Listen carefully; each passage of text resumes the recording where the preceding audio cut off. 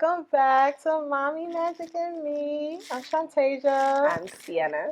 And yeah, how you feeling today, girl? I'm good. It's been a good week. It's nice. I've had the kids home all week because it's the Easter break. I almost said Christmas, Lord. What month are we in? But yeah, everything's been good. The kids been home, just juggling, having them home, and then also being an entrepreneur, having to be two places at once. Yeah. So yeah, it's good. How about you? Same, cause they've been enjoying this week. Like I've been enjoying not having to wake up early to put them on a bus. Yes. But for the most part, it's been a time where like I find myself just chilling with them. Like I kind of was in their room a lot, playing the games with them. Yeah, so it was cool. But I'm kind of looking forward to them going back because I got some things to do. Yes, that's how I feel. I'd be like, all right, you's home, you've enjoying the house and eating up all the food. Now it's time for you to go back to school. Exactly. But it is nice to have the kids home because you realize that they're small only once, and like you're just like, oh, you're so cute. Yeah, I miss. I miss those it's nice. Days. It's nice to enjoy your children while they're children, and then have the space. Like I was just thinking with what I just said here, it's like our parents, like our generation, they didn't have the luxury of that we actually have of that awareness because like a lot of us, like I know my generation, I was like raised in survival, and like my parents weren't really looking at, like the fact that we were small. They were just like, all right, let's keep it moving, and then now it's like, I have the ability to step back and be like, oh, you're so cute. Exactly. Right? I want to preserve this moment, like. Yeah. That's how I nice. feel. Because that's how I feel when I look at my oldest. I'm like, you're 12 to be 12. Oh my gosh. Like, can you just, like, can I get a hug? No. Nope. Okay. I'll just use the other one then. Like, let me just, hey, little one, come, let me hug you. It's a blessing to have two, right? Yes. Because I do the same thing with my daughter. I'm like, come on, let me hug you. And she's like, ew. Like, Right? Like she's at that age though. She's about to be 15. Yeah. So she's just like, and it's so funny. Give me your hand, I'll show you. I was holding her hand. I was like, hi. And she was just like, ew, why are you hugging my hand like that? And I was like, what do you mean? I was like, I just love you so much. And she was like, all right. Oh my God. She was like, all right. Yeah, that's like, I'm like, why are you being weird? And she's just like, why are you being weird? Like, you better take this because when you get older. That's what I say to her. But like, I think that the beauty of being a parent and then being a child, and then, like for myself, like I could recognize, because I've been through it. Like I've been somebody's child. I've been a mother, and like I've lost a mother. Yeah. So it's like I really value the mother-daughter bond, that I have with my daughter. But then I'm like, damn, like I get emotional thinking about it, but like I'm like, damn, this is not always and forever. There's going to be a time that like I'm not going to be here, and I look at her and she doesn't think about that right now because she's so young, and as hopefully, knock on wood, like she doesn't have to worry about that for a while, but like she's just like, ew, mom. But I'm like, damn, I wish I had all those opportunities to be with that experience with my mom now, like, and I know like, like not to project onto her, but I'm also like, I'm not gonna be here forever, girl. Exactly. Like, I remember, and she's just like, yeah, whatever, mom. And I'm like, I remember those feelings. So it's like, we can't push our kids to hold our love for us because we've had that awareness of what it is to lose, or have that exchange. So it's interesting just having that awareness about life.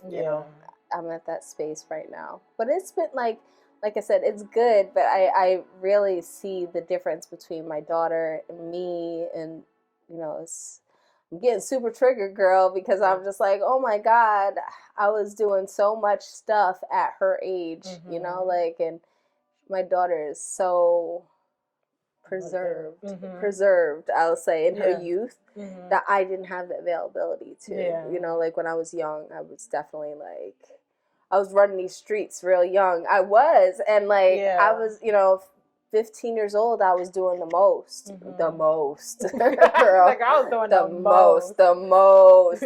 And what I see now is like, now she's not doing that. Like I it's interesting to think about that, because I'm like, damn, she has so much ease and joy. And I'm like, I remember being that young and not feeling that ease and joy, and feeling like I was hustling and bustling and just doing, you know, like not giving a shit, you know, like having all this energy, but like nowhere to, you know, channel it, you know, like, so it's just interesting to see that dynamic with my daughter and myself right now. Yeah.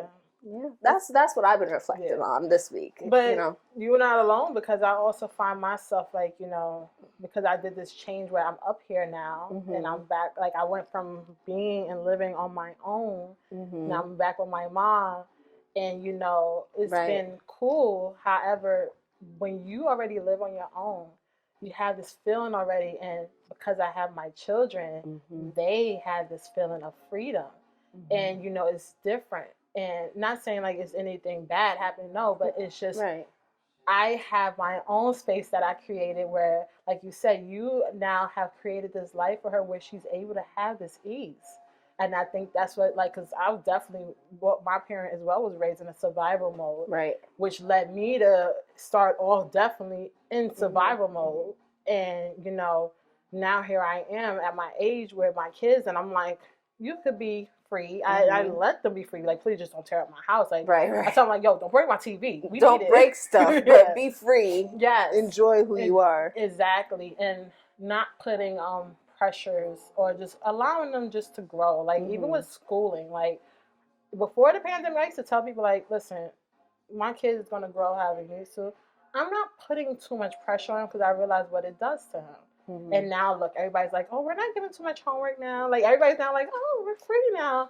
Yes. And I'm like, good. You get it now. Now y'all understand that every child is different. Every home is different. Right. So I say all that because it's like, you know, we actually were able to, like, I was reflecting on it too. And I'm realizing, like, it's good because you made the space for them because you didn't have it.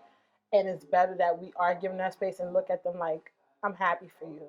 Instead of just like holding it as in like, I wish I had that.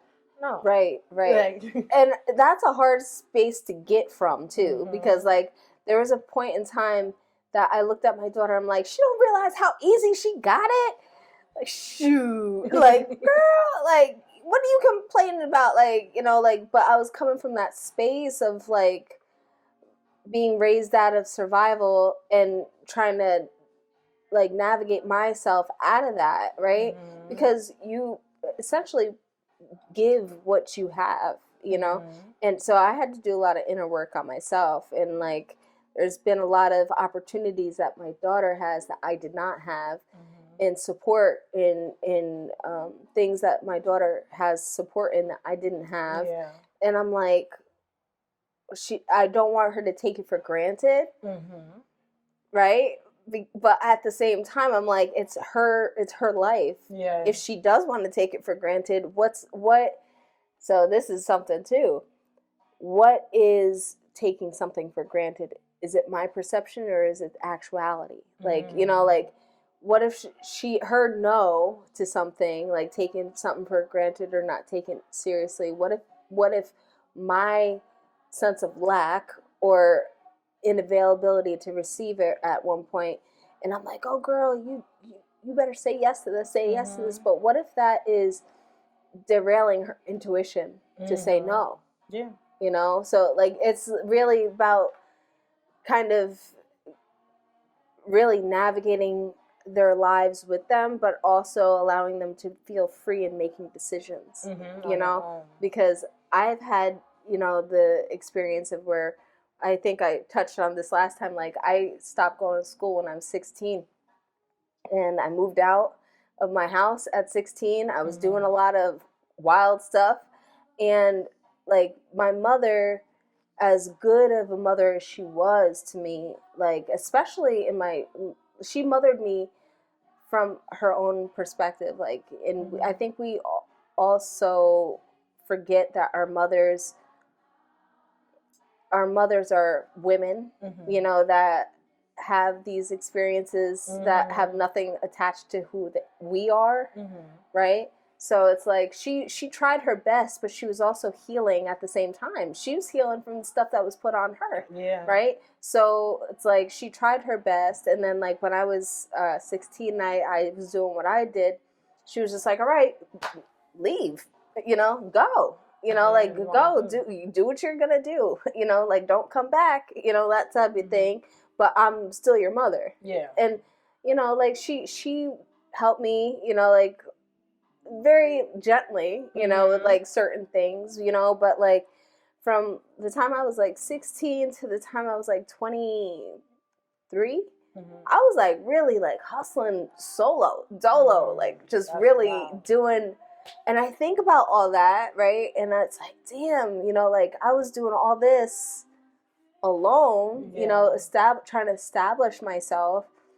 And I was living out of a survival, you know, because that's what essentially I was raised in, you know. So it's wild. Like, you reflect upon life. And, like, I'm looking at my own child now, who's 15. And I'm like, I couldn't imagine saying to her, go out there and figure it out at 16. Like, what? It's wild. What?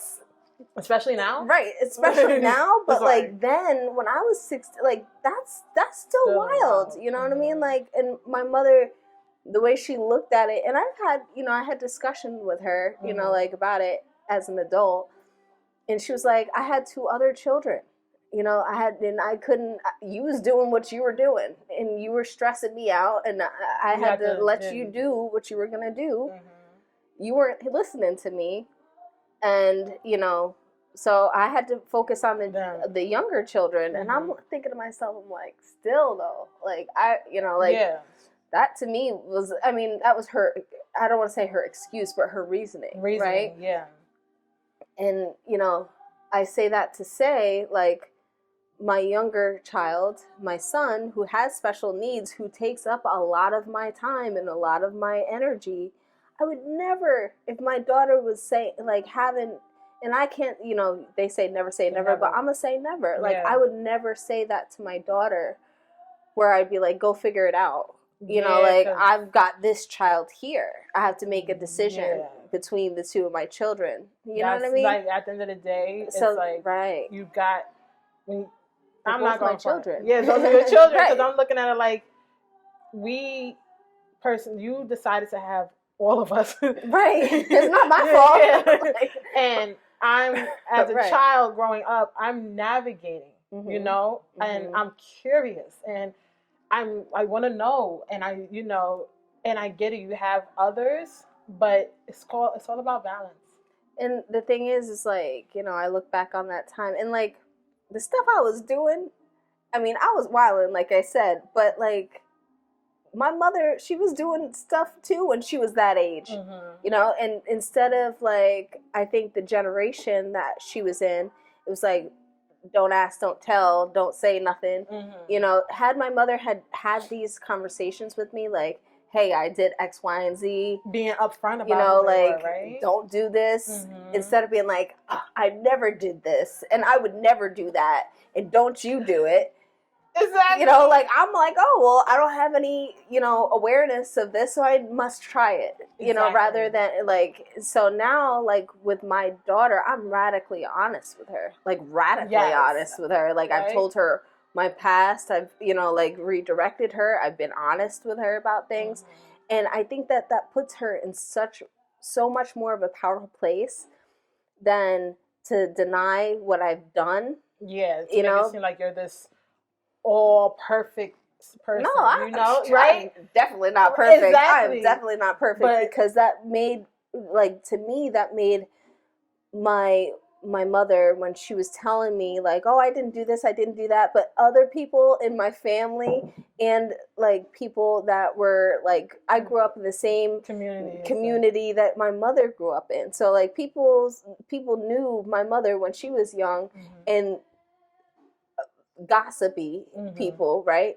And they would tell their kids like, oh yeah, I remember when I was growing up with, so and so, and this happened. So like they're catching these stories secondhand, and then they're telling me, and I'm like, my mom never did that. And they're like, oh yeah, your mom did. And then I would say something to my mom, and she was like, that's not true. But it was true. Right? There's parts true. But then my mother, instead of like telling me it was not true and for me not to listen fully, what she would do is she would tell me more about them. So it was like, we were like in this filtered gossip, instead of just being like, yeah, I did this.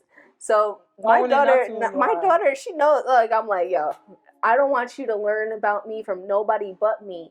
I'll tell you out the gate, I did X, I did Y, I did Z, and I wouldn't do it again, but I might try that again, but and really be open about it. And she's never had the temptations that I had, because she's just like, no, that's not what I want to do, know, and she feels comfortable and confident to talk to me and be like, Ma, can you believe so-and-so said this, or, and I'm like, what?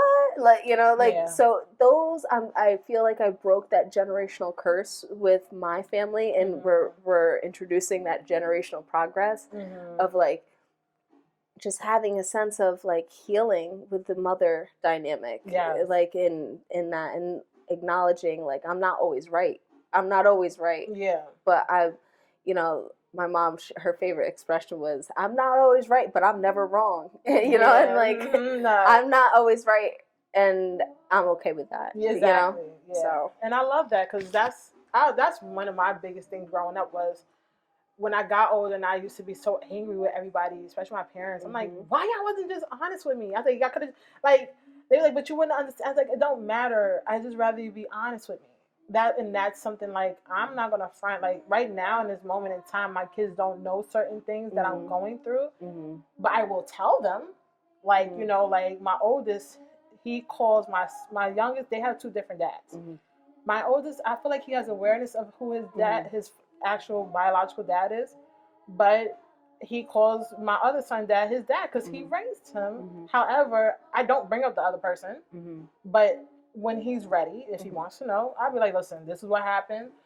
Yes, I had part in this and that, and I'll keep it a buck with him. Like, even with my kids now, like, they, like, it was funny, yesterday I was playing a game with my son, and he was like, I was talking mad smack because I was annoyed that he did something. I'm like, now see, I was like, this is why I don't want to play with you like that. And I was talking to his dad. I'm like, see, I'm like, this is why I don't like playing with him. Da da da da. And he's like, Mommy, you're not gonna play with me no more. I said, I'm gonna play with you. I just don't like that you ain't listen to me. Like, I told you let's not go that way. I told you let's go this way. But I'm gonna keep playing with you because I'm like, it is fun to play with him. But I was just annoyed. But I'd rather be upfront.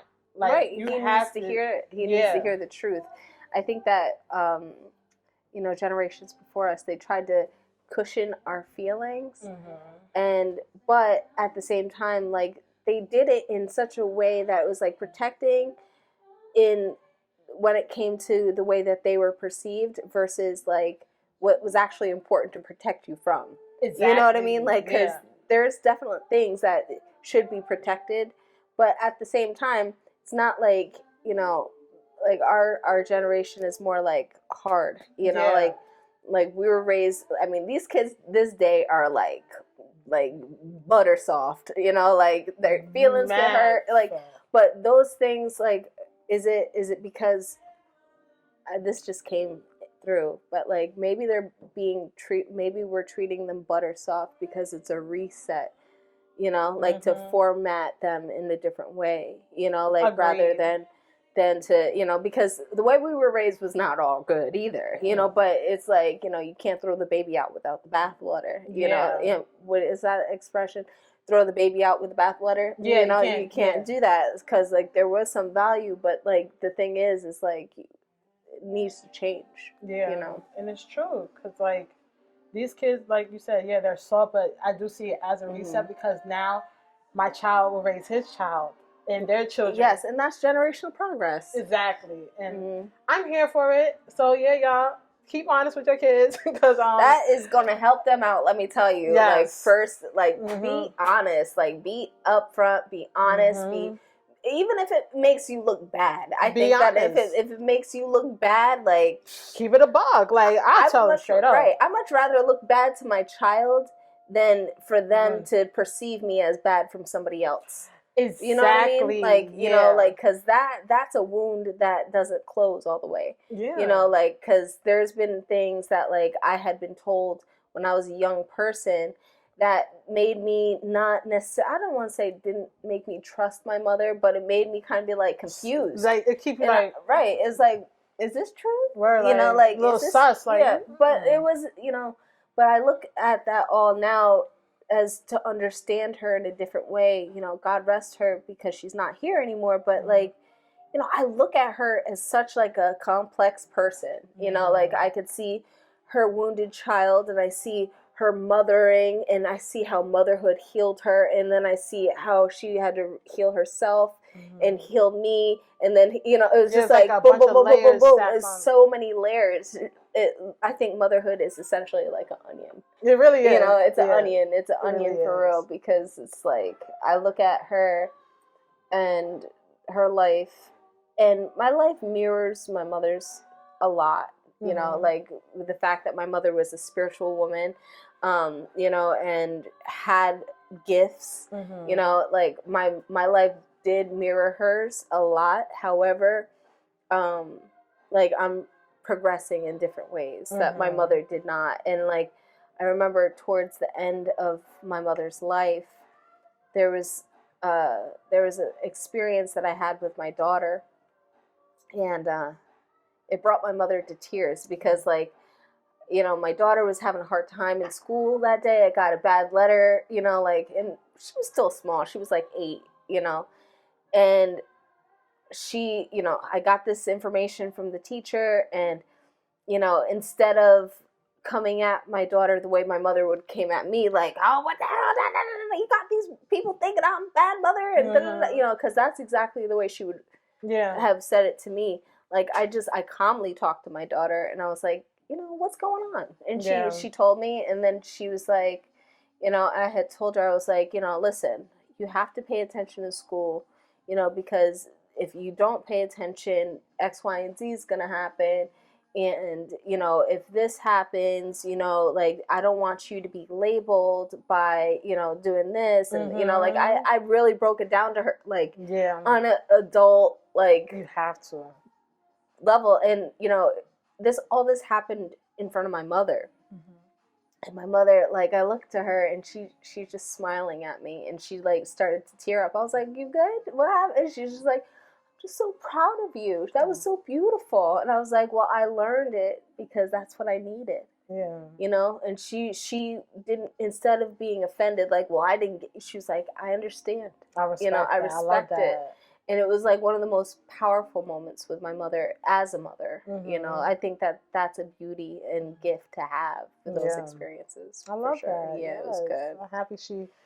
I'm happy I had that. Yeah. Yeah, that was amazing. Because you're not able to always, like, to be honest, sometimes mothers are not open to have even that response. Like you said, she could have got defensive, but the fact that she responded, I think it's a beautiful thing all around. So, yeah. Like, you know, you're blessed to still have your mother, I'll say. Even though you could bump heads and whatever, like, that's still your mom. Yeah, of course. Know? But, like, what I'll say with that is, you know, like, when I had my mother, it was like, as the portal draws tighter to the end of your mother's time and your opening of being a full-fledged mother without your mother, right?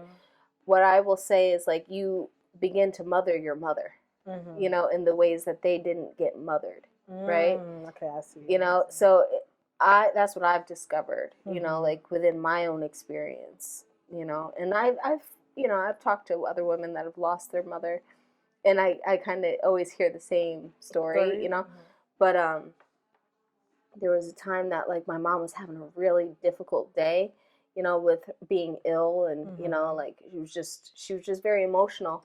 And I just simply looked at her and I said, "Mom, do you need a hug?" And she just looked at me like kind of like confused, like, "What?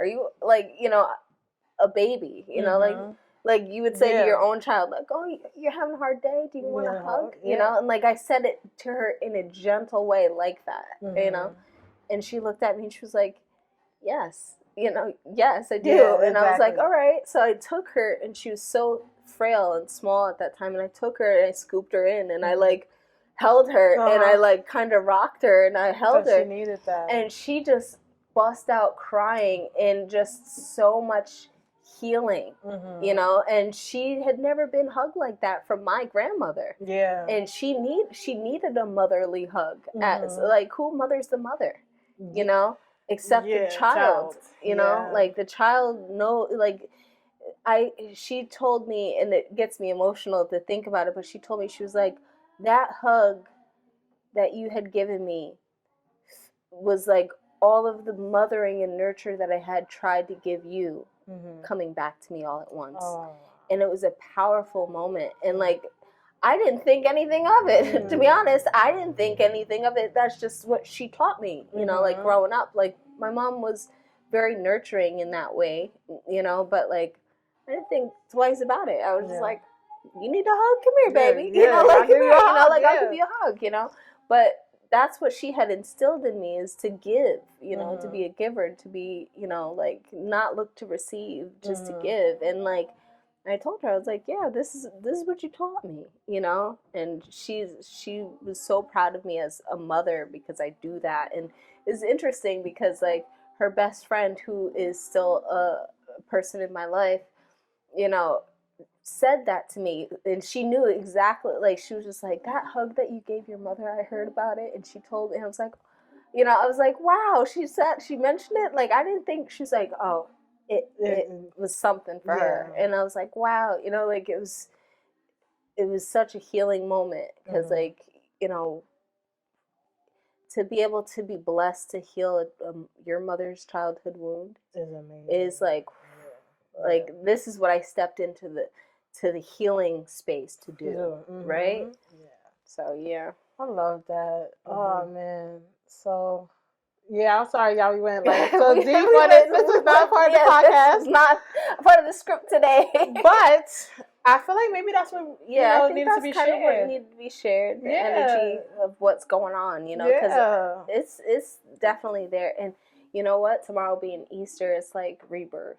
You know, it's like revival, and it's like that energy is very much there. And we're about to head into Mercury retrograde, so that starts soon. So it's like, you know, revising our past, and it's also in the sign of Aries, so it's going to be like that energy of starting, but it's reviewing what you need to start. You know, so it's like, whew.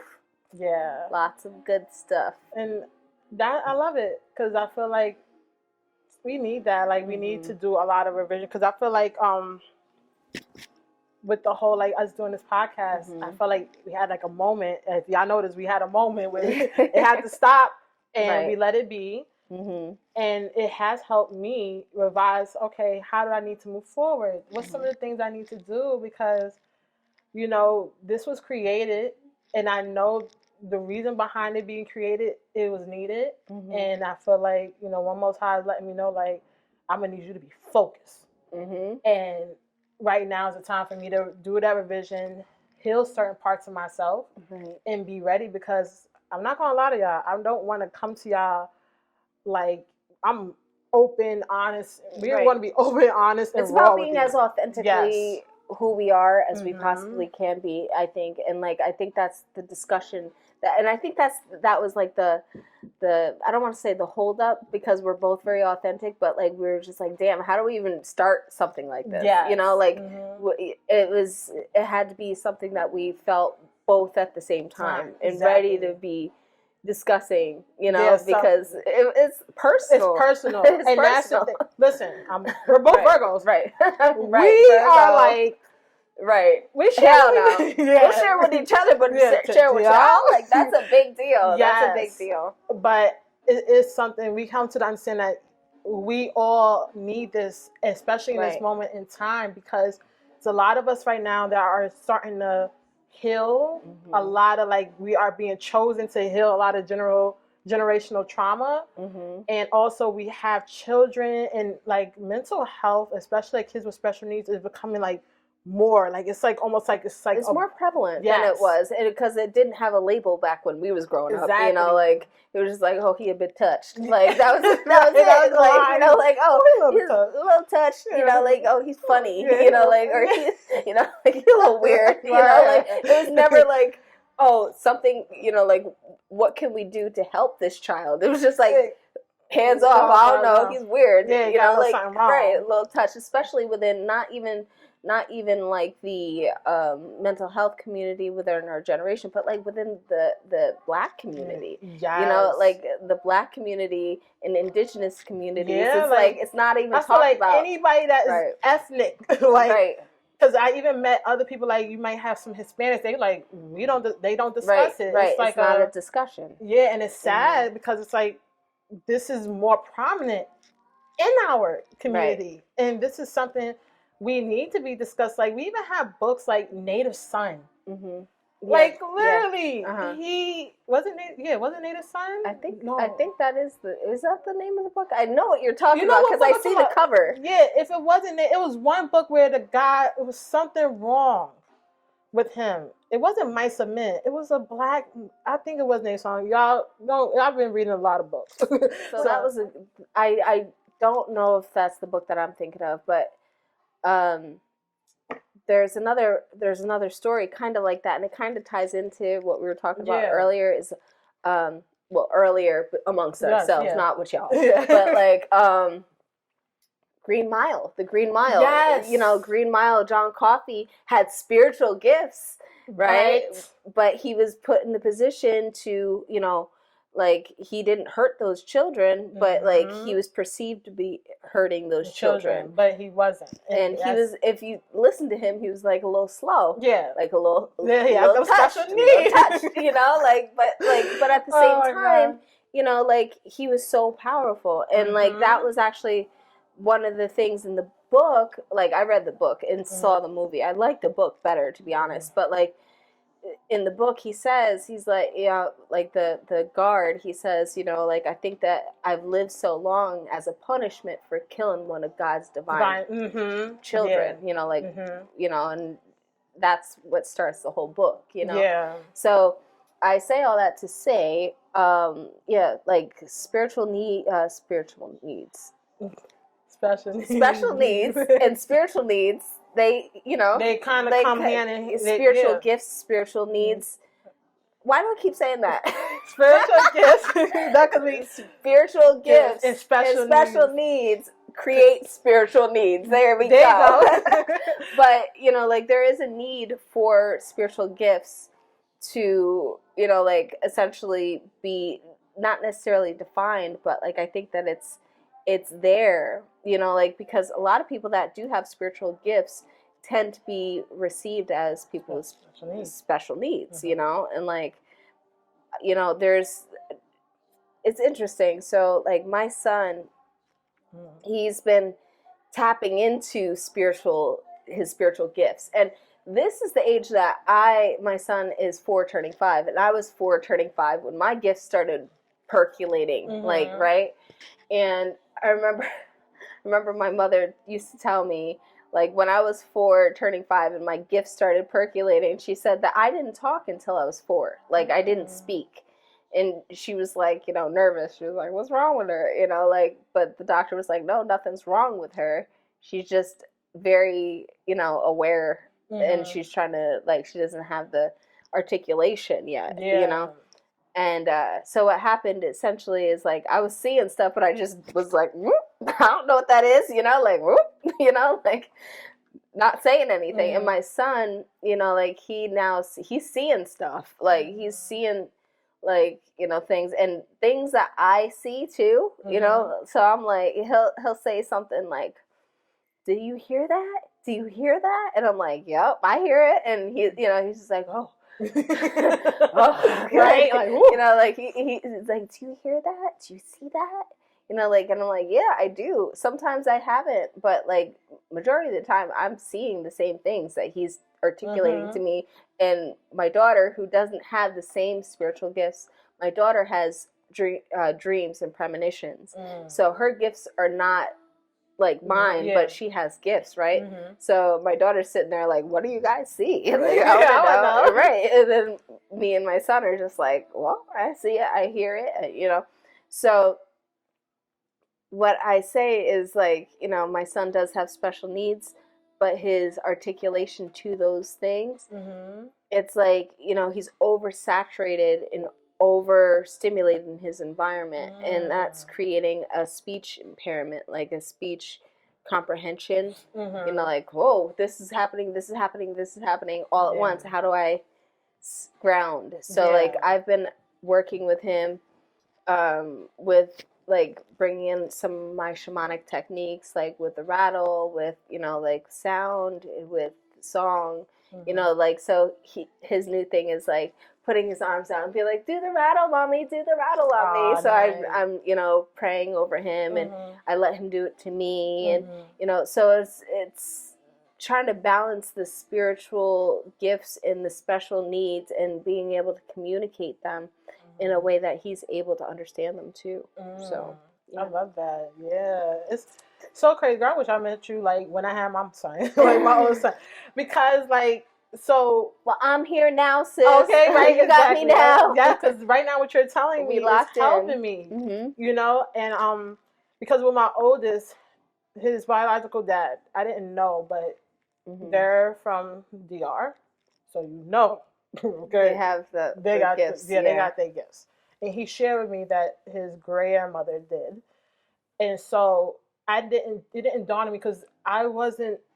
When I just kind of started learning, like of course growing up I wanted to, but it was like, well, I'm in church and I was raised a certain way, so it was honestly I was raised in a bubble, right? So like now I'm meeting people and hearing like, oh no, people really do this. I'm like, oh, for real? So like when I got with him, it was like honestly he knew. I think he knew like this girl is possibly somebody that could do something, but she don't know. So it's like whatever. She don't know yet. Yeah. So like whatever gifts I do have, I could tell her, but I'm not like he never told me, and I found out later on like no, he had gifts and he was abusing it, and I'm like, oh, that's nice, because he always just do something. I'm like, how does he know this? I'm like, how does he know? I'm like, oh my God, he's in my phone, but he wouldn't be nowhere near. I'm like, how does this guy know it? Now I know. So now I have this child, and spiritual gifts. Exactly. That you're learning. Yeah. Right. And then he also has special needs. And the thing is like, I wouldn't say that, like, I can't, it's so crazy because I was even in survival mode with my child. So it's like a lot of things I can't really remember. However, he was always repeating movies and he's very animated. But as he started getting older and they were like, his focus is always been his focus, because like as he went to like different schools and stuff, he started getting better. Speech therapy, occupation therapy, he was done quickly by second grade. Like it was quick, but it was just like he still would be like, they're like, oh, he's on Mars or he's in Saturn, and I'll be like, and I'll say to him, hey, where you going? And he looks at me like, I'm not telling you. And he won't share where he goes. He might share with somebody else. Like I have a friend that he would share it with, like, or he'll probably tell her a little bit, but he's so private. And I'm like, dang, my kid has special gifts. Like he has gifts. And I'm now in a space now where I can try to help him, but now he's so reserved now because he probably looked at it like, you thought I was weird the whole time. Well, it's also masking, right? So they call it masking in the sense, like, this is something that, like, my generation had to do. Like, so, like, I learned to acclimate to my environment, you know, like, so I've always been spiritual. Like, I was raised spiritual. My mom was like a free spirit and spiritual medicine woman, you know, like, my mom was like the original Freddie from Different World. Like, that's the energy of my mom growing up, right? So, you know, I'll say that, but, like, to be accepted by my peers, I masked that. Yeah. You know, like I was like, okay, this is not something that everybody is aware of, or it's weird. I don't want anybody to know. So like I really held on to it for a very long time. You know, and I think that part of my rebellion when I was so young is like because I wasn't being my authentic self. Yeah. You know, so like there's that, but like so with your child, like I think that he might be masking, you know, because he was told so many times that it was weird or not normal. Yeah. But now you have the gift yourself, and you know, like it's about recognizing your gifts in your children. Yeah. You know, so like it's gonna take a little bit for him to find that trust. Yeah. But he trusts you. You know, nobody, your child, you are your child's advocate. Like we've said so many times, like it's so important for you to be your child's advocate and their safe space. You know, so like both my kids, they both come to me and tell me their stuff, you know, but it's interesting is because like my husband, he has spiritual gifts too. However, he's like, I don't want to say he's in denial of his spiritual gifts, but he's super, super empathic, like feeling, where he shuts it down and he doesn't discuss his feelings. Like he kind of like is like, don't want to, you know, because when you find people, this is a heads up, guys, if you find people that don't emote, you know, like, or share how they feel, it's because they already feel what you're feeling most of the time, and they're overstimulated with emotion. Yeah. So, you know, they're just like, they come off unfeeling, but they're actually feeling way more. So that's what I found. Okay. But that anyway. That makes sense. Right. So, like, when you have a child, if you have spiritual gifts and then you marry somebody or you have somebody, you know, a child with somebody who also has spiritual gifts, they get a little bit of this, they get a little bit of that, and it's blended up. Yes. Yep. Yeah. So that's what happened with your son. Yeah. You know, it's because because the fact that you had gifts and their you know, like father had gifts, so amplified. Yeah, and that's what I see with my children as well, because both my children have different dads as well. So, you know, like both of their dads have spiritual gifts, because I have to be with somebody that has spiritual gifts because I'm so spiritual. Exactly, so I'm gonna attract somebody with spiritual gifts, you know. But both of them had spiritual gifts, and like their gifts kind of emanated to a space, like, so my daughter's father, he has gifts when it comes to perceiving like information.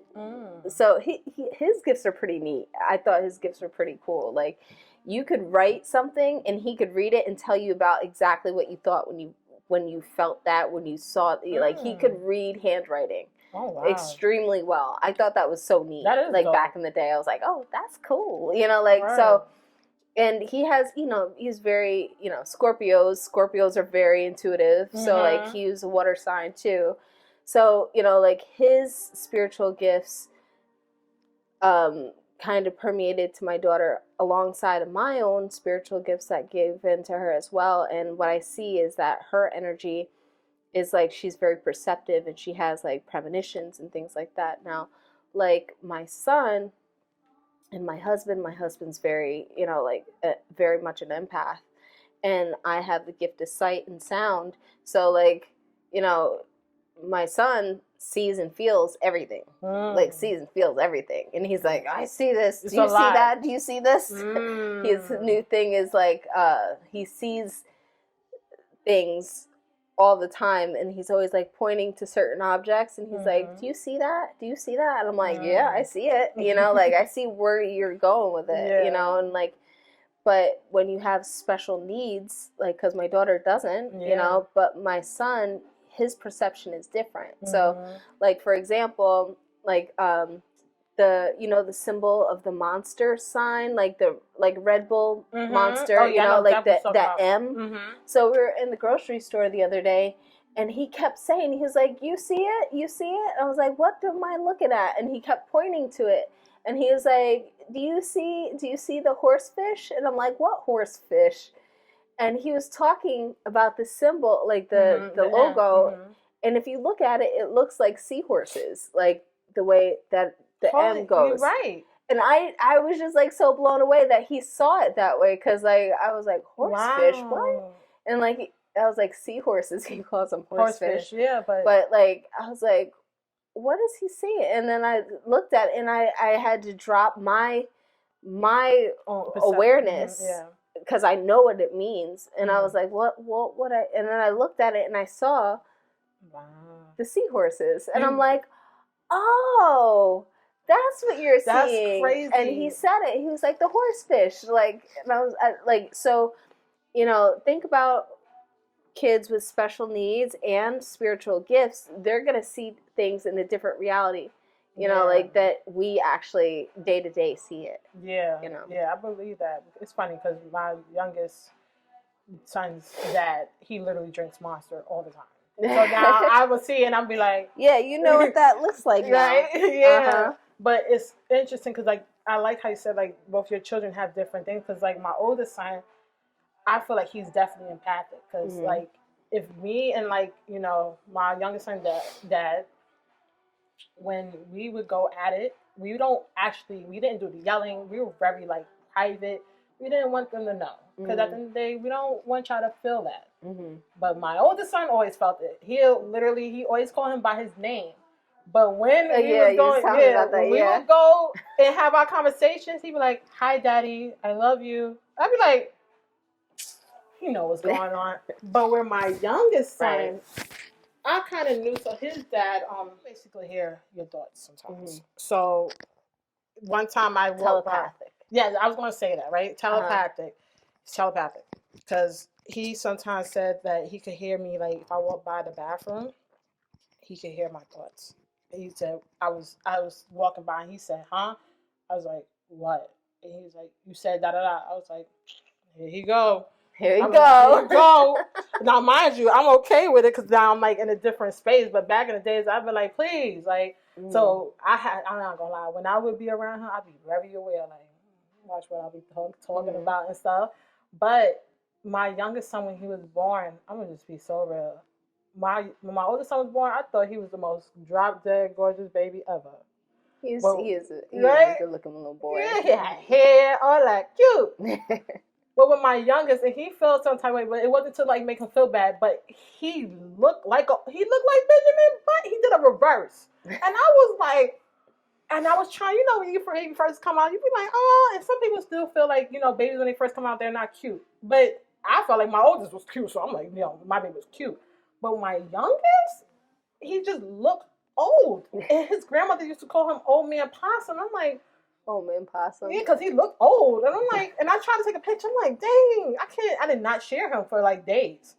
But as he started getting older, he would talk about, Mommy, the pyramids. I'm from the pyramids. I'm like, you're from the pyramids? Kids okay. Where they from? I'm Cat Nation. He's down for cats. And he's like, I'm from the pyramid. And he would talk about it. Then he has, you know, these imaginary friends.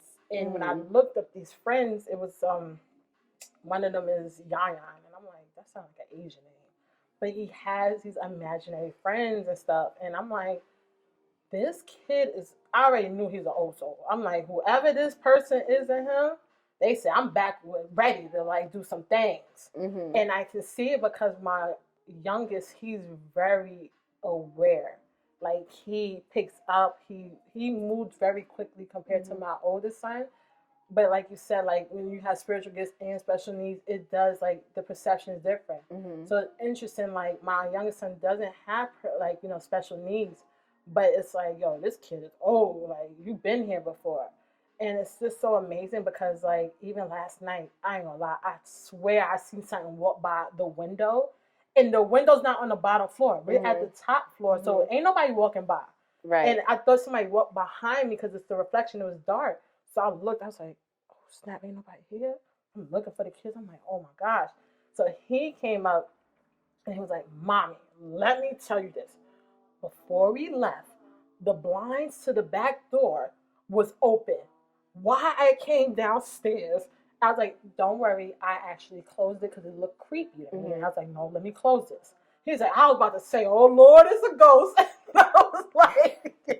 He's so funny. He's so funny, but it's the fact that like it's so interesting because it's like he's so aware, especially now that I'm like he got to meet me in this spiritual, right? Like, as I'm growing spiritually, right? My oldest didn't, so he actually I feel like is going to be the one. Like if I'm doing things, he's gonna do it right along he's going with to you. do it. Yeah, like I do my Reiki. I swear to you, it's so funny. I'll be out and I'll be like, and I catch him. He's like, I'm like, I love okay, it. right? I love it. Like he's really there, whereas my oldest is not. But like you said, he had to mask it, whereas my youngest, I'm open now, so it's like okay. Also, like I think your youngest son, just out of what I see with them, because I've been around them, my perception of him is that he has more information because he has a older sibling with special needs. So he's like more aware of like people in their differences, you know, like so he has like he is an old soul, like you know, both of them are like, but I think that your younger son is more so like, yeah, well this person's like this because X, Y, and Z, you know, like, and I could see that, and you know, like he's just more grounded in that, you know, and that actually gives him more of a confidence because he's like, oh, I could perceive this as this, you know, rather than, you know, like, because I see the same in my daughter, you know, like, and her now it's like she sees, you know, people as more expanded forms of themselves, you know, like rather than just having a narrower focus because she has a sibling with special needs, you know. And like, I love that though, because I feel like, you know, that helps because we didn't have that. No. So I had a cousin. Yeah, you had. Right. I had my cousin, and this is a funny story. It's so funny. It's like I had a cousin, and we was raised like siblings, like you and your cousin, like you know, like we. Yeah. It's so funny. Like I look at you and I, and we have so many funny parallels, right? But like me and my first cousin, I loved him, and he had special needs, like real special needs, like, you know, but he, you know, he's talkative and stuff, but he had special needs. And when he was little, when we were both little, he would, I'm not laughing at him, but it's like the story itself. Yeah. He couldn't communicate. And when he was like frustrated, he'd scream, he'd be like, ah, and he'd slam his head on like concrete, or like he was like a headbanger, you know, like one of those kids that would do that, right? So like they had to get him a helmet, right? Okay. And you know, I didn't think anything of it, but apparently my mother had told me, she said, because I was raised right alongside him, I didn't get my way one day, and I screamed, and I did it. And she said, she was like, the expression on your face from learning that lesson. Yeah, no, definitely. I would have. She said she was just like, I just looked at you and was like, all right, you know, like, all right, how you feel about that now? And she said, I just sat there like confused, like, how come that didn't work? You know, oh my gosh, but learning that, I had to learn that lesson because children learn from each other, not only from their parents, but they learn. I feel like they more so learn from their parents. Right. Because, like, that's a conversation I've been having with people. Like, you know, that's something I've been working through is, like, not letting everybody thoughts and perception about me and how I parent get the best of me. Right. Because I literally was telling people, like, you know, I'm going to be real, my mouth with my cursing is lit. And I'm very so open in front of my kids. Like, I'm not their best friend, but I am. And I just go off. Like, somebody, I'm like, look at this mother. And they'd be like, Mommy. I'm like, oh, yeah, my bad. Yeah. But I've always been like that, even with my oldest. So I was sharing with my cousin the other day. I'm like, you know, everybody's thinking that my youngest, he's been using more profanity. But everybody's been like, well, it's because, you know, look how she talks. And look how she's talking. I'm like, you know. It's funny to me because me talking, I never hear that side of you. Yeah. Like, well, maybe I curse so much that I don't recognize it, but I don't hear that from you. But it depends on where I'm at and how I probably feel, you know? And, like, It depends. Mm-hmm. So like with my kids, like, you know, I don't know. I'm just me. I'm fine with being me, you know? So I say that because it's like, I was like, you know, you're saying this, right? But do you, like, if I was really that much of a bad influence on my kids with cursing, why is my oldest not cursing? Mm-hmm. And the thing about my youngest is, I noticed when he started getting bad, and me and his dad talked about it. And it was because in that second grade moment, I told you, he went to a new grade, and there was this one kid just going off and off and off, and all these kids are going off and off and off, and he's looking at it like, well, they're not getting in trouble, so I can do it too. Right. And that happens too. That happened because before that, my child never, ever. It wasn't until then, and he started picking up certain behaviors too about like telling the teacher, "Oh well, I'm mad at you, and I don't care how you feel." And I'm like, "But you never did it to this teacher, right. You never did it to that teacher, so why are you doing it now?" Because he sees others. So I feel like yes, they learn from us, but right. I always truly feel like, think about when you was a kid. You mostly did what your friends did.